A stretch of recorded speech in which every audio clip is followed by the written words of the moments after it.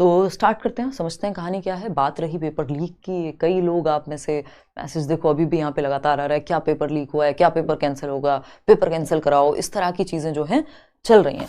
देखिए, एक तो ये पेपर है जो अभी हो चुका है, फाइनली आप दे करके आ चुके हैं 4 बजे, है ना। 4:30, 2 से 4:30 तक आपने पेपर खत्म कर दिया था और ये आपने PDF भेज दिया, ये सामने है। 30 क्वेश्चन हम सॉल्व भी करेंगे और ऑफिशियली पूरी सटीकता रहेगी, एक्यूरेसी रहेगी। सारे के सारे क्वेश्चंस ऑफिशियल आंसर की में भी वैसे ही रहते हैं, फिर भी 1% हम चांस लेके चलते हैं। ठीक, बात रही कैंसिल होने की, तो देखो ये बहुत हर बार का है, ये ऐसा कोई साल ही शायद जाता होगा जब पेपर हो और कोई ये ना कहने आ जाए कि कैंसिल कराओ इसको, या फिर ये तो गलत ले लिया, या फिर ये तो मतलब ऐसा नहीं ऐसा है और ये तो कैंसिल हो गया, पहले आ गया था, और वो बात सत्यापित नहीं हो पाती है।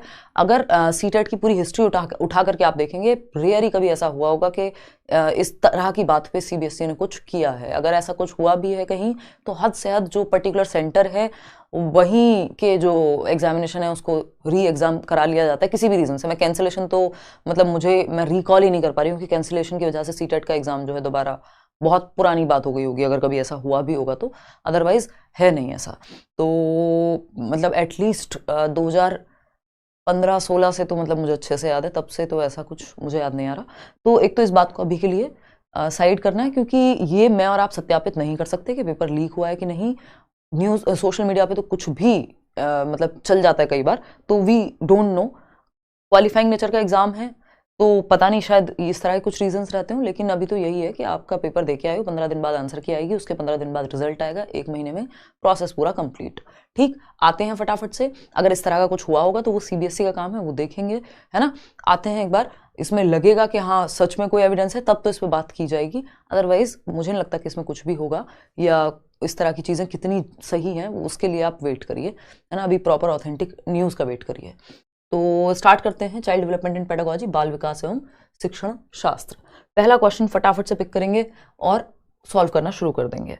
देखिए, पहला ही क्वेश्चन है जो कहता है असर्शन और रीजनिंग। असर्शन और रीजनिंग के भर के क्वेश्चन है हर सब्जेक्ट में। School curriculum should give reasonable space and value to learners cultural knowledge, यानी विद्यालय पाठ्यक्रम को सांस्कृतिक ज्ञान को उचित स्थान और मूल्य देना चाहिए। बिल्कुल भाई, बच्चा जो भी घर से लेके आए वो महत्वपूर्ण है, ये बात हम हमेशा कहते हैं, तो ट्रू है। Supporting students to uphold their cultural identities facilitates learning, यानी सांस्कृतिक पहचान को अगर हम बनाए रखेंगे, बच्चों को एक्सेप्टेड महसूस कराएंगे, तो लर्निंग को भी बढ़ावा मिलेगा, बच्चा खुश होकर या कनेक्टेड होकर सीख पाएगा। दोनों ही बातें सही हैं, C ऑप्शन यहां सही हो गया। A और R दोनों सही हैं और A R की सही व्याख्या भी करता है। आते हैं क्वेश्चन नंबर 2 पर, फटाफट से देखेंगे, अभी आप देख पा रहे होंगे शायद बेटर। क्वेश्चन नंबर 2 की अगर हम बात करें तो socio constructivist views of learning advocate that, यानी जो सामाजिक रचनावादी मतलब वाइगॉस्की को याद कर लीजिए। तो लेक्चरिंग से या एक्सप्लेनिंग से, रिकॉल से नहीं भाई, पैसिवली फ्रॉम अदर्स नहीं, तो लर्नर्स एक्टिवली कंस्ट्रक्ट नॉलेज, शिक्षार्थी ज्ञान का सक्रिय निर्माण करते हैं। ठीक है, तो ये ही आंसर जो है यहाँ 4th सही बनेगा। चलते हैं थर्ड क्वेश्चन पे, फटाफट से इसको भी देखिएगा। अच्छा, क्वेश्चन नंबर 28 पेपर 2 में वो लास्ट में करेक्ट करा दिया था, वो मिसरीड कर लिया था मैंने, गलत पढ़ लिया था, तो उसको करेक्ट करा दिया था लास्ट में, वीडियो जाके देख लेना। देखिएगा, विच of the following statements is not correct about learning. Learning के बारे में कौन सी बात सही नहीं है? सोशल एक्शन, हाँ भाई सोशल होती है, लर्निंग जो है अपने आप में एक सोशल प्रोसेस है। Learning as a product rather than process, product तो हमें अवॉइड ही करना है किसी भी चीज को मानने से। इवैल्यूएशन केस में कुछ हद तक सही होता है, लेकिन वो बहुत स्पेसिफिक केस होता है, अदरवाइज ना तो लर्निंग एक प्रोडक्ट होती है, ना एक जो है हम डेवलपमेंट की बात करें वो। Learning depends on learners previous knowledge, बिल्कुल सही बात है। कॉन्सेप्चुअल स्कीम्स जो प्रीवियस बनी हुई हैं, लेकिन एक ही बात सही है कि अधिगम एक प्रक्रिया नहीं अपितु एक उत्पाद है, जबकि ये एक प्रक्रिया है लॉन्ग लाइफ लॉन्ग चलने वाली, ग्रेजुअल क्रमिक चलती है, पूरे जीवन पर्यंत चलती है। तो ये बात गलत है और जो गलत है वही सही है, क्योंकि पूछा ही गलत है। आते हैं क्वेश्चन नंबर 4 पर, फटाफट से जवाब दीजिएगा क्वेश्चन नंबर 4 का और फिर बढ़ेंगे आगे। देखिएगा, क्वेश्चन नंबर 4 कहता है इन दी कोर्स ऑफ डेवलपमेंट, यानी विकास के क्रम में children achieve gross motor skills. GF बताया था, G to F जाते हैं, यानी ग्रॉस टू फाइन जाते हैं, बिफोर फाइन मोटर स्किल्स, बिल्कुल सही बात है। This indicates that development linear नहीं हो सकता, यह है प्रॉक्सिमो डिस्टल, नियर टू फार, ठीक है ना। एनार्किक यानी अस्थायी या अराजक है, सेफेलोकॉर्डियल नहीं। प्रॉक्सिमो डिस्टल यानी समीपस्थ दूरस्थ विकास है ये, near to far, centre to periphery, केंद्र से सीमाओं की ओर। क्वेश्चन नंबर 5 देखिए अब फटाफट से क्या कहता है भाई। क्वेश्चन नंबर 5 ये कहता है reasoning, thinking and problem solving are explained in which aspect of development. विकास के किस पहलू में तर्क, चिंतन और समस्या समाधान की व्याख्या की जाती है। ऐसा कभी भी नहीं हुआ होगा कि मैंने कॉग्निटिव डेवलपमेंट बोला हो और ये ना बताया हो कि thinking, reasoning, problem solving, imagination, है ना, मेमोरी, अटेंशन, परसेप्शन, सब इसी में आता है, जो भी काम दिमाग से होते हैं। तो कॉग्निटिव डेवलपमेंट संज्ञानात्मक विकास से दिमाग के काम है। इवन भाषा भी आपकी यहीं से जुड़ी हुई है। क्वेश्चन नंबर 6 देखेंगे फटाफट से, देखना भाई। क्वेश्चन नंबर 6 देखिएगा। After getting out in the game due to the rope getting stuck in her leg while jumping, Aru says that the rope deliberately got her out. At what stage of Jean Piaget's theory of cognitive development do children reason like this? रस्सी कूदते समय आरू एक बच्ची है, जब उसके पैर में रस्सी फंस गई तो उसने कहा इस रस्सी ने मुझे जान करके चोट पहुंचाई है। मतलब एनिमिस्टिक है बच्चा, प्री ऑपरेशनल स्टेज में है, 2 से 7 वर्ष की अवस्था, पूर्व संक्रियात्मक अवस्था। एनिमिज्म समझते हैं आप, डिस्कस किया था, यानी जीववाद या एनिमिज्म, निर्जीव को सजीव, यानी नॉन लिविंग को भी लिविंग समझता है। अपने खिलौनों से बात करता हुआ मिल जाएगा उनको सजीव समझ के। फिर आते हैं क्वेश्चन नंबर 7, वो फोन वाला एग्जांपल भी दिया था। क्वेश्चन नंबर 7 देखो। Proximodistal principle states that in infancy, समीपस्थ विकास कहता है कि शैशवावस्था में development of language occurs rapidly as it is a sensitive period. नहीं, वो अर्ली चाइल्डहुड है, इन्फेंसी नहीं है, लैंग्वेज के लिए sensitive. Physical development occurs rapidly with the development of fine motor skills. Fine motor skills तो भाई अर्ली चाइल्डहुड में जाके डेवलप होती हैं proper.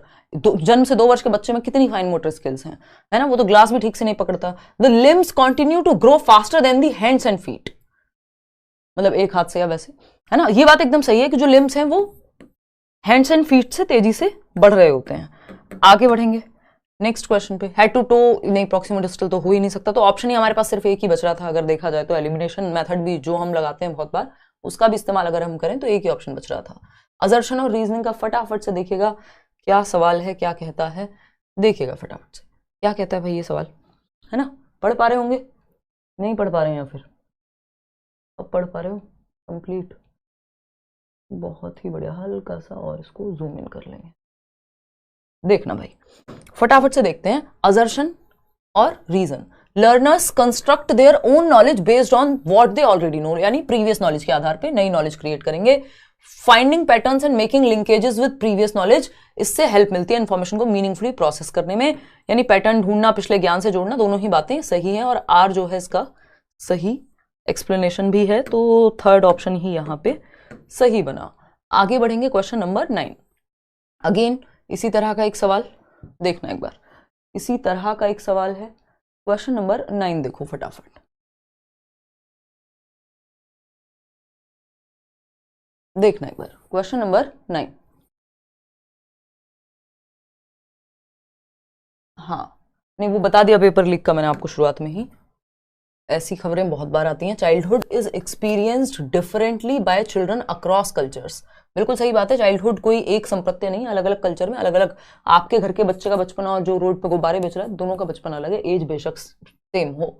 Children's development is universal, इस कॉन्टेक्स्ट में यूनिवर्सल नहीं हो सकता, तो A is true but R is false. ठीक है जी, सार्वभौमिक इस केस में नहीं होगा। स्टेजेस सार्वभौमिक होती हैं, बचपन सार्वभौमिक नहीं होता, ये मैंने आपको मैराथन में भी बताया था, याद होगा आपको, ठीक है ना। तो स्टेज की बात तो की नहीं है।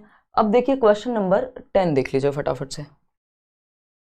क्वेश्चन नंबर 10 क्या कहता है भाई, क्वेश्चन नंबर 10 क्या कहता है फटाफट से पढ़ेंगे। एक तो इन्होंने इतना छोटे छोटे फॉन्ट में दिया है ना इस बार क्वेश्चन को, मतलब अच्छे खासे इंसान के सर में दर्द हो जाए जो थोड़ा सा थका हुआ हो, कम सोया हो, देखना एक बार, आईसाइट में दिक्कत हो।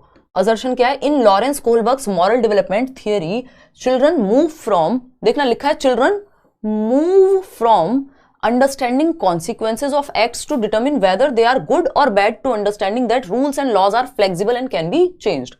बिल्कुल सही बात है कि लॉरेंस कोहलबर्ग के जो सिद्धांत है उसमें क्या होते हैं, बच्चे मूव करते हैं, कहां से, शुरुआत कहां से होती है कि वो कॉन्सिक्वेंसेस के हिसाब से, यानी डांट पड़ेगी तो सही गलत है कोई काम, डांट नहीं पड़ेगी तो सही है, यहां से मूव करते हैं कहां पे, ये समझने पे कि लॉज जो है वो फ्लेक्सिबल है और उनमें परिवर्तन संभव है। पहले वो सिर्फ कॉन्सिक्वेंस, पहली स्टेज से लेकर लास्ट स्टेज तक मूव करते हैं, बिल्कुल सही बात है। Lawrence Kohlberg argues that moral development occurs progressively in stages, बिल्कुल सही बात है, अलग अलग स्टेजेस में कॉग्निटिव मैच्योरिटी के आधार पर, मैंने बताया था आपको कि कॉग्निटिव मैच्योरिटी पे बेस्ड होता है आपका, तो मैच्योरिटी एज के साथ ही तो बेहतर होती है, पियाजे की थ्योरी पे बेस्ड है ये। तो A and R are true and R सही व्याख्या करता है ए की। बात ठीक है। हिंदी में अगर आप पढ़ना चाहें तो नैतिक विकास सिद्धांत में बच्चे कार्यों को उनके परिणाम के आधार पर अच्छा या बुरा समझने से इस समझ पर पहुंचते हैं कि नियम और कानून नम्य है, यानी यहां से यहां जा रहे हैं, इस समझ से उस समझ तक जा रहे हैं। चलिए खैर आगे बढ़ते हैं, यानी पहली स्टेज से लास्ट तक जा रहे हैं, पहले स्तर से प्री कन्वेंशनल से पोस्ट कन्वेंशनल तक जाते हैं स्टेजेस के माध्यम से। क्वेश्चन नंबर 11 देखिएगा, विच of the following statements about inclusive education is not correct, यानी समावेशी शिक्षा के बारे में कौन सी बात सही नहीं है जहां सबको समावेशित करके चलना होता है। Accommodates differences in language style and promotes cooperation, ये तो सही है। फिक्स्ड करिकुलम नहीं हो सकता समावेशी शिक्षा में, फ्लेक्सिबल होगा, फिक्स्ड नहीं होगा, स्टैंडर्डाइज्ड नहीं, फ्लेक्सिबल चाहिए, तो बी ऑप्शन गलत है और जो गलत है वही सही है क्योंकि पूछा ही गलत है। क्वेश्चन नंबर 12 और 13 फटाफट से कर लेते हैं, छोटे छोटे से क्यूट से क्वेश्चंस हैं एकदम, देखना एक बार। लेव वाइगोस्की के बारे में बात हो रही है, प्रपोजेस दैट, सिंपल है, inner speech is important for self regulation in children, ठीक है ना भाई। प्राइवेट स्पीच भी महत्वपूर्ण है, उसी को इन्होंने, ये कभी इनर स्पीच लिख देते हैं इसको और कभी इन्होंने मतलब हिंदी ट्रांसलेशन में, लेकिन आपको पता है कि या तो इनर स्पीच भी वही काम करेगी और प्राइवेट स्पीच होती तब भी वो सही होता, बात बराबर है यहाँ पे, यहाँ के लिए एटलीस्ट क्वेश्चन के हिसाब से। As per Jean Piaget's theory of cognitive development, which of the following ability distinguishes concrete operational thinking from pre-operational? पूर्व संक्रियात्मक 2 से 7 को 7 से 11 से मूर्त संक्रियात्मक से कौन अलग करेगा? ये तो 11 प्लस की हो गई एब्स्ट्रैक्ट। कोऑर्डिनेशन ऑफ सेंसेस जन्म से 2 वर्ष हो गए, सेंसरी मोटर। ऑब्जेक्ट परमानेंस जन्म से 2 वर्ष, तो बचा क्या? डिसेंटरिंग। ये प्री ऑपरेशनल स्टेज का बच्चा 2 से 7 वर्ष का बच्चा डिसेंटर नहीं कर पाता है, जबकि 7 से 11 वर्ष का बच्चा डिसेंटर कर पाएगा, इसीलिए कंजर्वेशन क्लासिफिकेशन यानी संरक्षण का गुण आ पाता है क्योंकि वो विकेंद्रीकरण कर पाता है, यही मेन डिफरेंस है। क्वेश्चन नंबर 14 देखिएगा फटाफट से। क्वेश्चन नंबर 14 देखिए एक बार, ये क्या कहता है? Which of the following types of questions can help assess a student's ability to evaluate information critically? Critically का मतलब ये समालोचनात्मक चिंतन यानी थिंकिंग, दिमाग पे जोर पड़ेगा बच्चे के, यस और नो में जवाब नहीं दे पाएगा, ठीक। तो देखिए questions that ask for examples that validate the text, ये आसान है कंपैरेटिवली, टेक्स्ट के बारे में ही आपको बताना है, उदाहरण देने हैं 2, समरी बतानी है तो इसमें भी चलो बता दोगे, लेकिन ऐसा नहीं है कि बहुत आपकी क्रिटिकल थिंकिंग लग रही है, हाई लेवल की थिंकिंग लग रही है। Simple definition of a term नहीं। Questions that ask the students for personal opinion, जब आप अपनी व्यक्तिगत राय पूछेंगे बच्चे की तो व्यक्तिगत राय बनाने के लिए दिमाग चलाना पड़ता है ना, तो दिमाग पे जोर उसको डालना पड़ेगा उस केस में। क्वेश्चन नंबर 15 भी देख लीजिए एक बार। क्वेश्चन नंबर 15 देख लीजिए, समझते हैं कहानी क्या है। ये कहता है कॉग्निशन और इमोशन का रिश्ता क्या कहलाता है, तो हमें पता है ये बाय डायरेक्शनल है, दोनों एक दूसरे को प्रभावित करते हैं, मैराथन में अच्छे से बताया था, तो इंटरडिपेंडेंट है ये, है ना, ऐसा नहीं है कि सिर्फ इमोशन कॉग्निशन को, इंटरडिपेंडेंट है, 4th ऑप्शन। आगे बढ़ेंगे, क्वेश्चन नंबर 16 देखिएगा, language development in primary classes is facilitated, कैसे लैंग्वेज डेवलपमेंट बेहतर होगा प्राइमरी क्लासेस में, भाषा विकास को कैसे अच्छे से कराएंगे, इग्नोर करके नहीं, begin from science and symbols rather than concrete object, नहीं कॉन्क्रीट ऑब्जेक्ट से शुरू करना है, तो सी ऑप्शन यहां सही है कि मूर्त, जब अमूर्त अवधारणाओं को मूर्त, जब हम बात कर रहे हैं 2 + 2 4 होता है, तो हम उनको 2 पेन दिखा रहे हैं जो मूर्त हैं, जिनको टच क्या कहेंगे, उनसे 2 टॉफी आपके पास थी, 2 और दे दी, कितनी हो गई, तो अमूर्त चीज को मूर्त तरीके से समझा रहे हैं। क्वेश्चन नंबर 17 देखिएगा, अकॉर्डिंग टू एट्रीब्यूशन थियरी कि कौन सी चीज किस बात के लिए एट्रीब्यूट करती है, यानी सक्सेस किस बेसिस पे, एट्रीब्यूशन क्या है किसी चीज में, कौन किस चीज के फल क्या, किसके आधार पे जो है आरोपण सिद्धांत, यानी आरोपित, सक्सेस किस बात पे आरोपित है, फेलियर किस बात पे आरोपित है, तो एट्रीब्यूशन थियरी किस पे कहेगी कि persistent effort and improved performance किस बात का नतीजा होगी, यानी अभिप्रेरणा के आरोपण सिद्धांत के अनुसार निम्नलिखित में से किससे लगातार कोशिश और बेहतर प्रदर्शन की संभावना है। जो व्यक्ति ये सोचेगा कि internal attribution for failure as well as success, कि भाई अगर मैं फेल हुआ हूं तो मेरी मेहनत में कमी रह गई होगी, सक्सीड हुआ हूं तो मैंने मेहनत ज्यादा की है, यानी रीजन जो है वो कंट्रोलेबल है, यानी मेहनत है जो आपके हाथ में है, ये बहुत बार हम डिस्कस भी करते हैं, ठीक है ना। चलिए खैर आगे बढ़ते हैं, 18वां सवाल देखिए फटाफट से। 18वां सवाल क्या कहता है, inclusion of students belonging to disadvantaged groups, यानी वंचित समूह वर्ग वाले बच्चों के साथ कैसे डील करें, आइसोलेट कर दें, बिल्कुल भी नहीं, सेम एबिलिटी ग्रुपिंग कर दें, नहीं, हेट्रोजेनस होती है, awareness and sensitisation towards diverse abilities, विविध परंपराओं के प्रति जागरूकता और संवेदनशील होकर के, ना कि आइडेंटिटी बेस्ड स्टीरियोटाइपिंग कर देंगे, तो 3rd सही हो जाएगा। आते हैं क्वेश्चन नंबर 19 पे फटाफट से देख के बताएंगे आप। क्वेश्चन नंबर 19 क्या कहता है भाई, while participating in sports competition, एक स्पोर्ट्स कंपटीशन में तनुज है एक बच्चा, वो कह रहा है मैं करूंगा किसमें पार्टिसिपेट, जैवलिन थ्रो में, मैं बनूंगा नीरज चोपड़ा, और अपनी बहन को कह रहा है तुम क्या करो, तुम तो करो एक जंप में रोप जंप कर लो, तुम तो 80 कूद लो, लड़कियों के लिए वही ठीक रहता है। तो ये क्या है, जेंडर स्टीरियोटाइपिंग का सीधा सीधा उदाहरण हो गया, जेंडर रूढ़िबद्धता है। क्वेश्चन नंबर 20 देखिएगा फटाफट से, क्या कहता है भाई क्वेश्चन नंबर 20, बताओ एक बार। पेपर लीक की अभी कोई ऑफिशियल खबर नहीं है और बहुत कम संभावना है कि ऑफिशियल होगी भी। विच of the following is a typical characteristic of dyslexia, तो आराम से पेपर देखो कितने बन रहे हैं, उस हिसाब से अपना आगे का सोचो। विच और कुछ होगा तो वो प्रॉपर आएगा ऑथेंटिक सोर्स से, सीबीएसई खुद बताएगा ये चीजें होंगी, खुद से अज्यूम नहीं करना है, या यूट्यूब के सोर्सेस पे इस चीज के लिए आप ठीक से रिलाय नहीं कर सकते, है ना। निम्नलिखित में से पठन वैकल्य की एक विशिष्ट विशेषता कौन सी है। फिजिकल कोऑर्डिनेशन, वो तो डिस्प्रैक्सिया में होता है, ये तो डिसलेक्सिया है। क्रिएटिव प्रॉब्लम सॉल्विंग नहीं, डिफिकल्टी इन स्पेशल अवेयरनेस नहीं, डिफिकल्टी इन फोनोलॉजिकल प्रोसेसिंग यानी ध्वन्यात्मक प्रसंस्करण। भाई पढ़ना क्या है, ध्वनियों का ही तो प्रसंस्करण है ना, COW काउ होगा, ये क्या है, फोनोलॉजिकल अवेयरनेस है, किस साउंड से किस लेटर से कौन सी साउंड बनेगी, ये पढ़ नहीं पाता बच्चा, ये फोनोलॉजिकल प्रोसेसिंग उसके दिमाग में हो नहीं पाती कि अभी जो दूसरे पेपर में आया हुआ था कि कैसे कौन से लेटर के मिलने से कौन सी साउंड बन रही है, ये वो प्रोसेस नहीं कर पाता, इसलिए पढ़ नहीं पाता। Problem solving is fostered by, तो सिंपल है डाइवर्जेंट थिंकिंग, दिशाओं में सोच करके अपसारी चिंतन के माध्यम से हम प्रॉब्लम सॉल्व करेंगे, बेस्ट तरीका।